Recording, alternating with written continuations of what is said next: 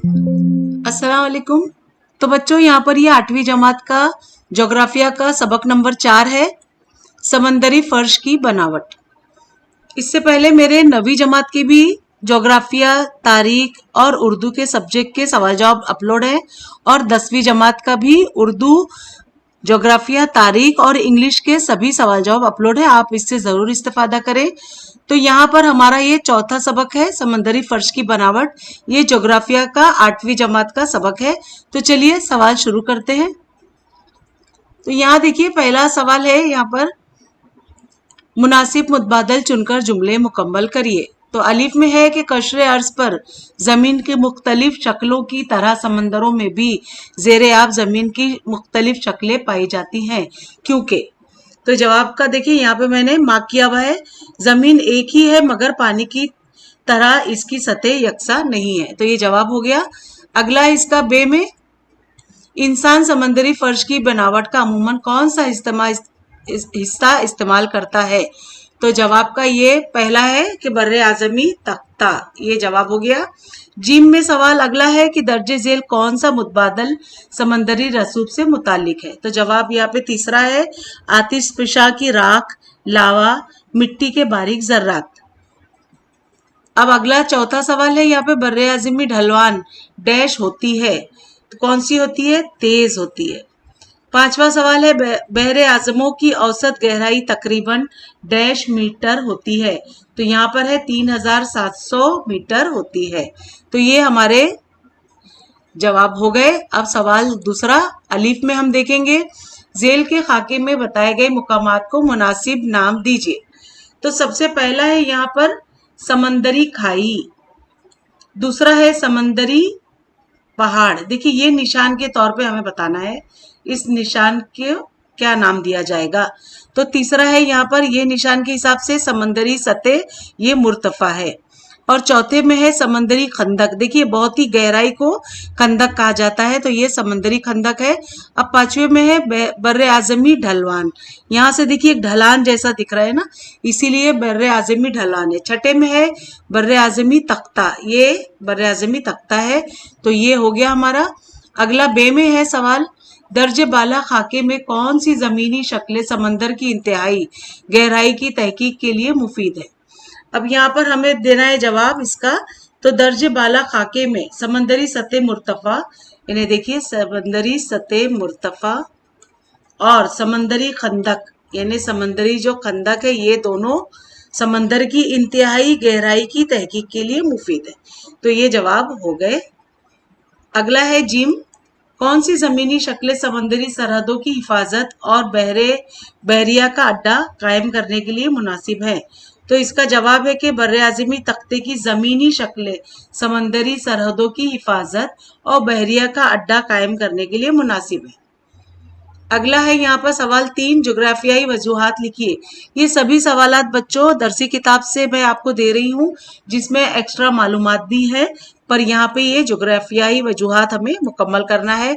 अलीफ का सवाल है, समंदरी फर्श की बनावट का मुताला इंसान के लिए मुफीद है। तो जवाब है यहाँ पर, जिसका पहला पॉइंट है जवाब का, समंदरी फर्श में बड़े पैमाने पर मादनियात, बुनियादी अनासर, चट्टाने, मिट्टी के निहायत बारीक जर्रात पाए जाते हैं। पॉइंट 2, समंदरी फर्श में बड़े पैमाने पर हैवानात व नबातात के बाकियात पाए जाते हैं। पॉइंट 3, मादनी दौलत, हैवानी दौलत, नबातात, आतिशफिशा का फटना वगैरह का मुताला करने के लिए समंदरी फर्श की बनावट का मुताला इंसान के लिए मुफीद है। अगला सवाल है यहाँ पर बर्रे आज़मी तख्ते माहीगिरी के लिए फायदेमंद है। तो जवाब हम देखेंगे यहाँ पर, जिसका पहला पॉइंट है, बर्रे आज़मी तख्ता समंदरी फर्श का कम गहरा हिस्सा है, इस वजह से बर्रे आज़मी तख्ते तक सूरज की किरणें पहुंचती है। पॉइंट 2, इसके नतीजे में बर्रे आज़मी तख्ते पर काई और प्लांकटन की पैदावार बड़े पैमाने पर होती है। तीसरा पॉइंट है, काई और प्लांकटन मछलियों की ग़िज़ा है, इस वजह से बर्रे आज़मी तख्ते पर बड़े पैमाने पर मछलियाँ पाई जाती हैं, इसलिए बर्रे आज़मी तख्ते माहीगिरी के लिए फ़ायदेमंद हैं। अगला सवाल हम देखेंगे जीम, बाद समंदरी जजीरे समंदरी पहाड़ी सिलसिलों की चोटियाँ होते हैं। तो जवाब का हम पहला पॉइंट देखेंगे, ये समंदरी फर्श पर हजारों किलोमीटर लंबे, सैकड़ों किलोमीटर चौड़े और हजारों मीटर ऊंचे पहाड़ी सिलसिले पाए जाते हैं। इन पहाड़ी सिलसिलों के समंदरी पहाड़ी सिलसिले या ज़ेरे आब पहाड़ी सिलसिले कहते हैं। पॉइंट 2, बाज मुकामात पर इन समंदरी पहाड़ी सिलसिलों की चोटियां समंदरी पानी की सतह के ऊपर आ जाती है। ऐसे मकामात पर चारों जानिब पानी और दरमियान में जमीन होती है।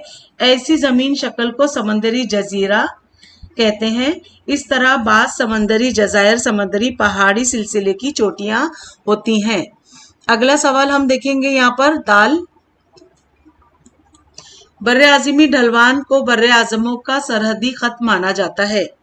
तो हम जवाब की तरफ देखेंगे। ये यहाँ पे देखिए चौथा है जवाब का पहला पॉइंट। बर्रे आज़मी तख्ते के बाद बर्रे आज़मी ढलवान शुरू हो जाती है। पॉइंट 2, बर्रे आज़मी ढलवान की हद के बाद इंतहाई गहरे समंदरी मैदान का हिस्सा शुरू हो जाता है। इस वजह से बर्रे आज़मी ढलवान को बर्रे आज़म की सरहद माना जाता है। अब अगला सवाल है यहाँ पर है, इंसानों के जरिए समंदरों में फेंकी गई गैर जरूरी अशिया माहौल की आलूदगी के लिए मजर होती है। तो इसका जवाब हम देखेंगे यहाँ पर। ये इसका जवाब का पहला पॉइंट है कि इंसानों की फेंकी हुई बेकार अशिया की वजह से समंदरी पानी की आलूदगी में इजाफा होता है। पॉइंट 2, समंदरी पानी की आलूदगी बाज आबी जानदारों और समंदरी नबातात की तबाही का सबब बनती है। इस तरह इंसानों की फेंकी हुई बेकार अशिया माहौलियात के नुक्ते नज़र से मुहल्लिक होती है। अब अगला सवाल यहाँ पे 4 है। सिफा 27 पर कोशिश करके देखिए कि नक्शे का बगौर मुताला कीजिए। इस नक्शे को आप ठीक से देखिए और दर्ज झेल सवालों के जवाब दीजिए। यहाँ पे सवाल है 3, इनके जवाब। तो मैं इन सवालों के साथ आपको जवाब देती हूँ यहाँ से।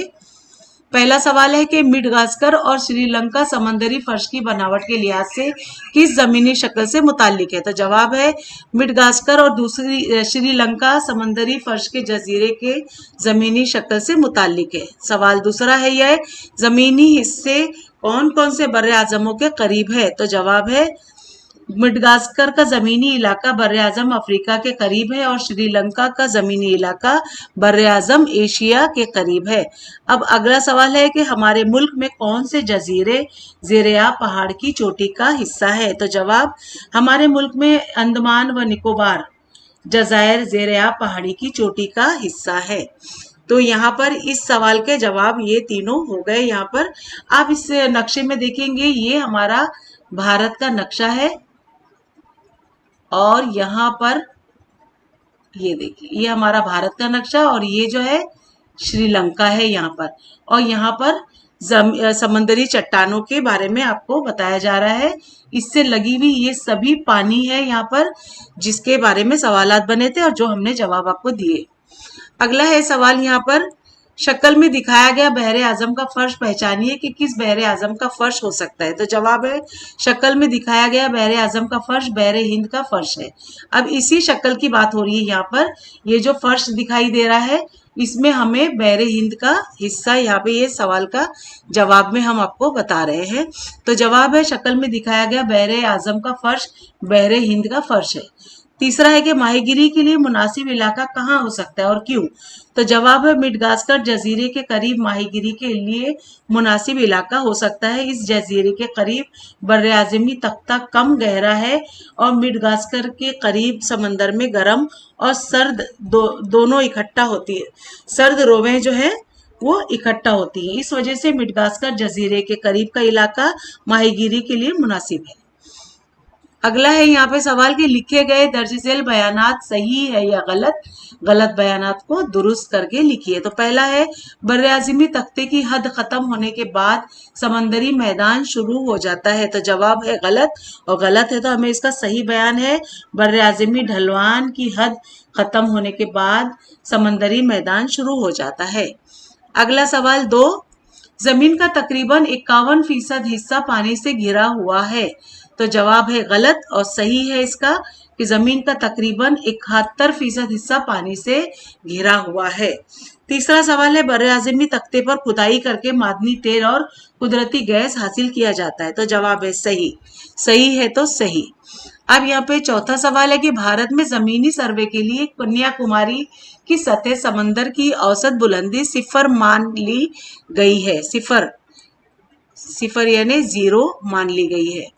जवाब गलत। अब गलत है तो सही बयान यह है कि भारत में जमीनी सर्वे के लिए चेन्नई की सतह समंदर की औसत बुलंदी 0 मान ली गई है। सवाल 5, समुद्री खंदक में कई जिंदा आतिशफिशा है। तो जवाब है सही।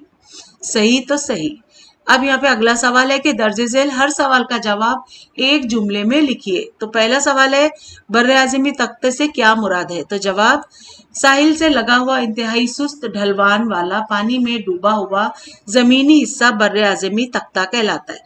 पॉइंट 2 या फिर दूसरा सवाल है यहाँ पर, बर्रे आज़मी ढलवान से क्या मुराद है। तो जवाब है, बर्रे आज़मी तख्ते के आगे समंदरी फर्श का तंग और तेज ढलान का हिस्सा बर्रे आज़मी ढलान कहलाता है। तीसरा सवाल, समंदरी मैदान किसे कहते हैं। तो जवाब, बर्रे आज़मी ढलवान के बाद समंदरी फर्श का फैला हुआ हमवार हिस्सा समंदरी मैदान कहलाता है।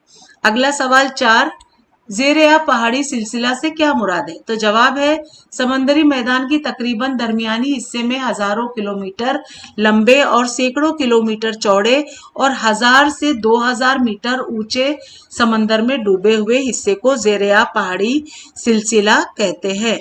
पांचवा सवाल है, समंदरी जजीरे से क्या मुराद है। तो जवाब, ज़ेरे-आ पहाड़ी सिलसिले की चोटियां बाज मुकामात पर सतह समंदर के ऊपर आ जाती हैं, उन्हें समंदरी जजीरे कहा जाता है।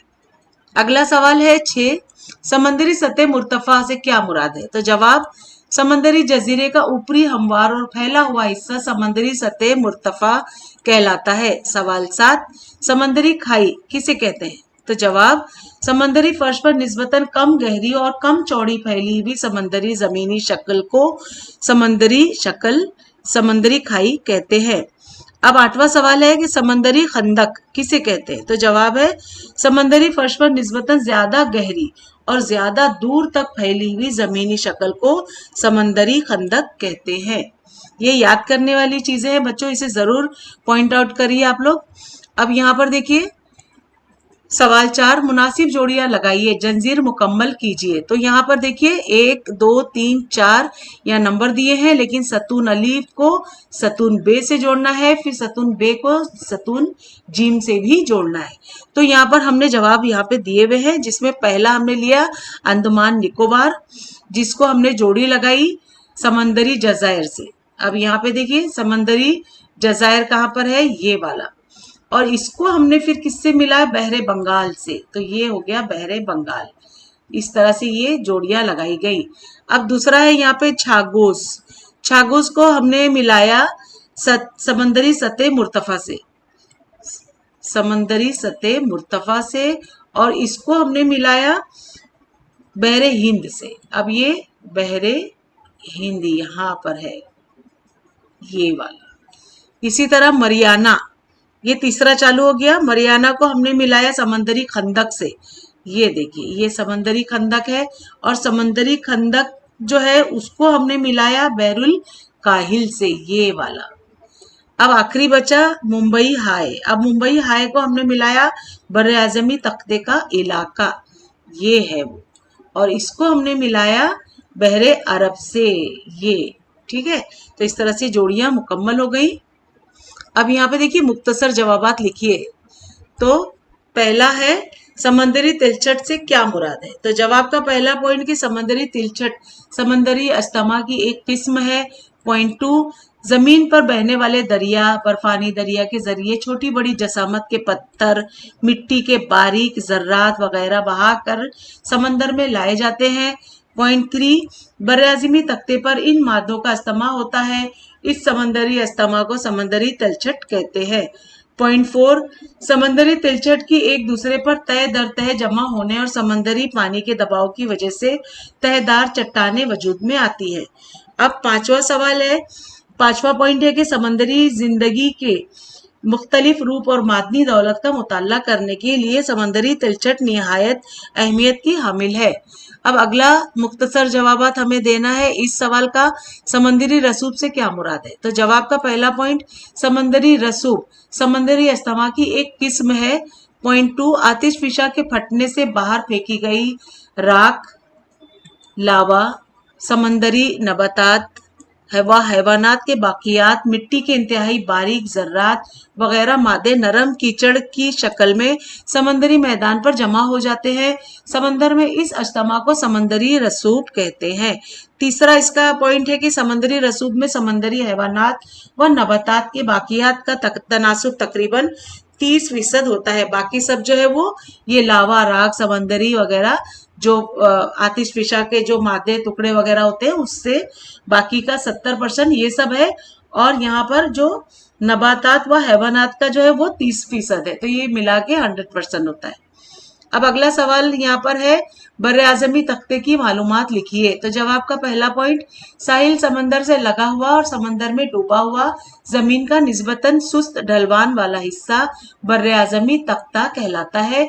इसकी गहराई का सतह समंदर से तकरीबन 200 मीटर है।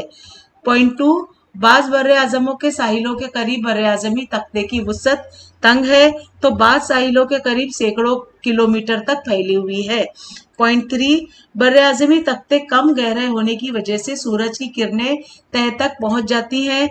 इस वजह से बर्रे आज़मी तख्ते पर काई और प्लांक्टन बड़े पैमाने पर पाई जाती हैं। ये मछलियों की ग़िज़ा होने की वजह से बर्रे आज़मी तख्ते पर बड़े पैमाने पर माहीगिरी होती है।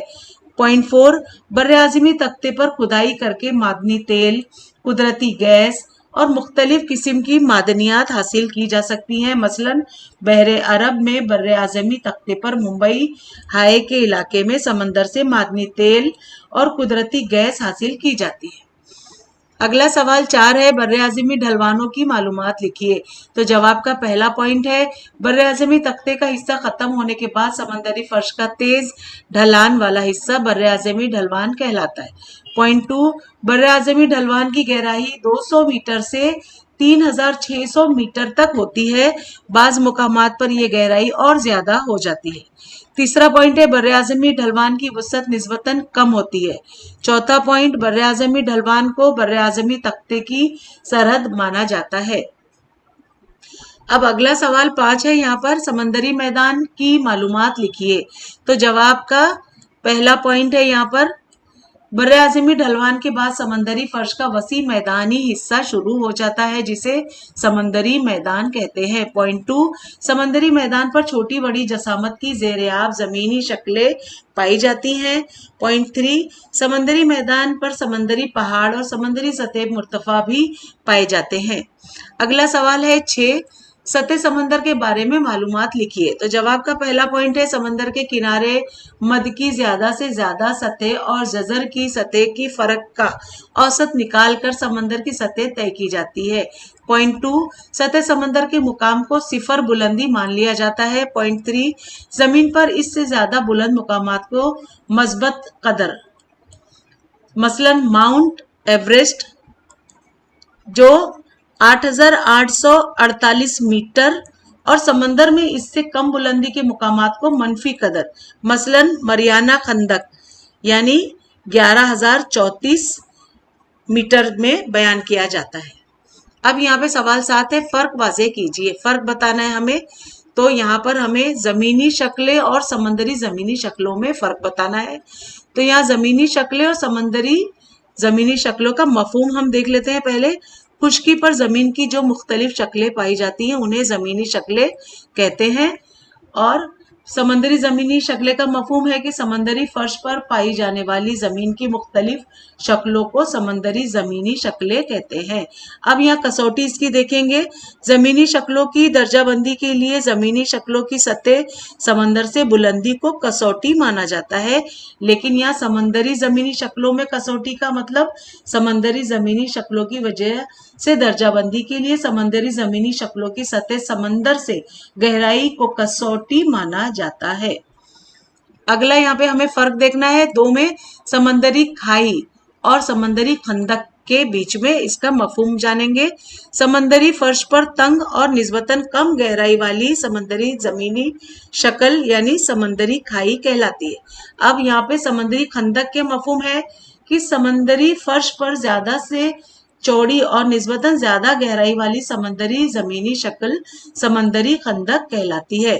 अब इनमें जलजले का असर कैसे होता है, तो समंदरी खाई में हम देखेंगे कि अमूमन जिंदा आतिशफिशा नहीं पाए जाते, इसलिए इस इलाके में जलजले का असर नहीं होता। लेकिन समंदरी खंदक में कई जिंदा आतिशफिशा पाए जाते हैं, इस इलाके में जलजला असर अंदाज होता है। अब यहाँ पे फिक्रांगेज सवालात, तो जरा गौर कीजिए। तो दरसी किताब का सिफा नंबर 24 का ये सवाल है कि सतह जमीन पर जमीन की बनावट, जमीन की शक्ल की दर्जाबंदी अगर बुलंदी और हैत यानी जसामत के मुताबिक होती है तो जेरे आप जमीन की दर्जाबंदी किस बुनियाद पर की जा सकेगी। तो जवाब है कि सतह जमीन पर जमीन की शक्लों की दर्जाबंदी अगर बुलंदी और उसकी हैत के मुताबिक होती है तो जेरे आप जमीन की दर्जाबंदी सतह समंदर से गहराई और हैत के मुताबिक की जा सकेगी। अगला सवाल है कि आइए दिमाग पर जोर दें। उस्ताद या वालिदैन के साथ समंदरी साहिल की सैर को जाएं तो एक तजुर्बा जरूर कीजिए। लहरों के जरिए किनारे पर आई हुई अशिया का मुशाहिदा कीजिए, इनकी दर्जाबंदी झेल के तरीके से कीजिए। लहरों के साथ आने वाली अशिया में क्या क्या है, तो हम देखेंगे कि कुदरती चीजों में क्या क्या है, तो नबातात है, सीपियां हैं, घोंगा है और आबी जानवर वगैरह। लेकिन गैर कुदरती और इंसान की तैयार किरदा अशिया में क्या बहकर आती हैं, तो केमियाई आती हैं, धातें आती हैं, प्लास्टिक, शीशा वगैरह आता है। अब इसी बेसिस पे यहाँ पर हमारे पास 6 सवाल है। पहला, इनमें से कौन सी अशिया खत्म हो जाने वाली है। दूसरा, जिनका खात्मा नहीं हो सकता ऐसी कौन सी अशिया है। तीसरा, खत्म हो जाने वाली अशिया से क्या होगा। चौथा, जिनका खात्मा नहीं होता ऐसी अशिया से क्या होगा। पांचवा, खत्म ना होने वाली अशिया किनारे पर जमा ना हो इसके लिए ऐसी कौन सी तरकीब बताइए। छठा सवाल है कि माहौल को आलूगी से बचाने की खातिर यानी माहौल को गंदगी से बचाने की खातिर साहिल साफ सुथरे रखने की मुहिम आप किस तरह रोबे अमल लाएंगे। तो चलिए इन सभी सवालों के जवाब देखते हैं। तो पहला सवाल है यहाँ पे, जिनका खात्मा नहीं हो सकता ऐसी कौन सी अशिया है, तो जवाब है गैर कुदरती इंसान की तैयार किरदा केमियाई अशिया, धातें, प्लास्टिक, शीशे का खात्मा नहीं हो सकता। तीसरा है सवाल, खत्म हो जाने वाली अशिया से क्या होगा, तो जवाब है खत्म हो जाने वाली अशिया से साहिल समंदर और समंदर के पानी के बड़े पैमाने पर और संगीन नोयत की आलूदगी नहीं होगी। वजह ये कि इस अशिया की वाकयात का तजजिया होकर वो समुद्री रसूब में घुल मिल जाएंगे। अब यहाँ अगला सवाल है, जिनका खात्मा नहीं होता ऐसी अशिया से क्या होगा, तो जवाब है जिनका खात्मा नहीं होता ऐसी अशिया से साहिल, समंदर और समंदरी पानी के बड़े पैमाने पर और संगीन नोयत की आलूदगी होगी। अगला सवाल है, खत्म ना होने वाली अशिया किनारे पर जमा ना हो इसके लिए कोई तरकीब बताइए। तो जवाब है, जवाब के लिए आजादाना जवाब वाले सवाल में सवाल 1 का जवाब देखिए। तो यहाँ पे अगला सवाल है, माहौल की आलूदगी से बचाने की खातिर साहिलों को साफ सुथरा रखने की मुहिम को आप किस तरह रोबे अमल लाएंगे। तो जवाब है कि जवाब के लिए आजादाना जवाब वाले सवाल में सवाल 2 का जवाब देखिए। तो अगला है यहाँ पर, ये देखिए, खत्म ना होने वाली अशिया किनारे पे जमा ना हो इसके लिए आपको क्या तरकीब बताई गई। तो जवाब है, खत्म ना होने वाली अशिया किनारे पे जमा ना हो इसके लिए दर्जे झेल तदबीर इख्तियार की जा सकती है। पहला है, प्लास्टिक की थैलियां, शीशे, धात की ठंडे मशरूबात की, कोल्ड ड्रिंक्स वगैरह की बोतलें वगैरह खत्म ना होने वाली अशिया समंदर के किनारे ले जाने पर पाबंदी आयद करना चाहिए। दूसरा पॉइंट है इसका कि किनारे पे खत्म ना होने वाली अशिया इस्तेमाल करने वाले अफराद पर कानूनी यानी ताजीरी कार्रवाई करना चाहिए। तीसरा पॉइंट है यहाँ पे, साहिलों पर जगह जगह सफाई की अहमियत बयान करने वाले नोटिस बोर्ड लगाना चाहिए और माहौल को आलूदगी से बचाने की खातिर साहिलों को साफ सुथरा रखने की मुहिम आप किस तरह रोबे अमल लाएंगे। ये वो सवालात है बच्चों जो हमने पिछले लेसन में हल नहीं किए, ये उसी के जवाब दे रही हूं मैं। ये देखिए यहाँ पे हमारा ये सवाल रह गया था ना, ये देखिए ये वाला और ये वाला, इन दोनों के जवाबात मैं यहाँ पे आपको यही वाले दे रही हूँ। तो यहाँ पे इसका जवाब है कि माहौल के तहफ्फुज़ के लिए साहिलों को साफ सुथरा रखने की मुहिम को हम दर्जे झेल तरीके से रूबे अमल लाएंगे, जिसका पहला पॉइंट है साहिल पर जगह जगह सफाई की अहमियत बयान करने वाले नोटिस बोर्ड या बैनर लगाएंगे। दूसरा पॉइंट है असतज़ा की मदद से नुक्कड़ नाटक या प्रभात फेरी का एहतमाम करेंगे और इनके जरिए लोगों से साहिलों की साफ सुथरा रखने की अपील करेंगे। तीसरा पॉइंट है कि नारियल पूर्णिमा, गणेश उत्सव, ईद उल जोहा वगैरह त्योहारों के मौके पर असतज़ा या सरपरस्तों की मदद से सफाई को खास मुहिम को रूबे अमल लाएं।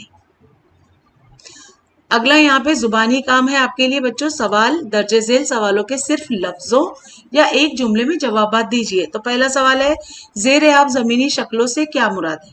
ये बच्चों आपको जुबानी देना है। दूसरा, समंदरी रसूख किसे कहते हैं? अभी हमने पिछले ही मालूम किया, आप उसमें देख लीजिए। तीसरा है समंदरी खंदक की मिसाल बताइए। सबसे गहराई वाली जगह को समंदरी खंदक कहा जाता है, समंदर का सबसे गहरे हिस्से को। तो आप इसको अच्छे से जानिए और इसको जुबानी आपको जवाब देना है, ये ओरल में आएंगे आपको। अब जुबानी काम में अगला सवाल है कि बताइए तो भला दरसी किताब का सिफा नंबर 24 का ये यहाँ पे हमने एक ये आपको ये शक्ल दिखाई है, जिसका सवाल है यहाँ पर बर्रे आजमी और बहरे आजम बिलतरतीब चट्टानी और आबी किर्रे के हिस्से हैं। दूसरा है कि बर्रे आजम बहरे आजम जमीनी पट्टों पर फैले हैं।